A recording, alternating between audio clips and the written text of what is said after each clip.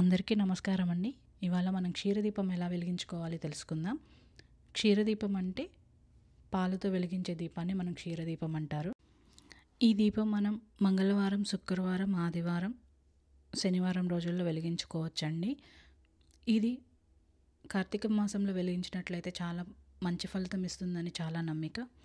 ముందుగా మనం ఒక తమలపాకుకి శ్రీమని రాసి పక్కన సిద్ధం చేసి పెట్టుకోవాలి. ఒక ప్లేట్కి పసుపు కుంకుమ రాసి దానిపైన కొంచెం బియ్యం వేసి మనం ముందుగా రాసినటువంటి శ్రీంని దాని మీద ఉంచి ఒక మట్టి ప్రమిద పెట్టుకోవాలండి. దాంట్లో కొంచెం ఆవు పాలు, దానిపైన కరిగించినటువంటి ఆవు నెయ్యి దాంట్లో కొంచెం పోయాలి. ఇప్పుడు ఒక చిన్న తమలపాకు రంధ్రం చేసి దాంట్లో నెయ్యిలో ముంచినటువంటి వత్తి దాంట్లో నుంచి తీసుకొని దీపం వెలిగించుకోవాలి. ఇప్పుడు నేను ఇక్కడ చూపిస్తున్న విధంగా మనం చేసుకోవాలండి. ఇలా మనం ఏ దేవుడికైతే మనం పెట్టాలి అని అనుకుంటున్నామో ఆ దేవుడి ముందు ఈ దీపాన్ని వెలిగించి పెట్టుకోవాలి. ఇది వెంకటేశ్వర స్వామికి, సుబ్రహ్మణ్యేశ్వర స్వామికి, అన్నపూర్ణాదేవికి అండ్ శివయ్యకి పెట్టుకుంటారు.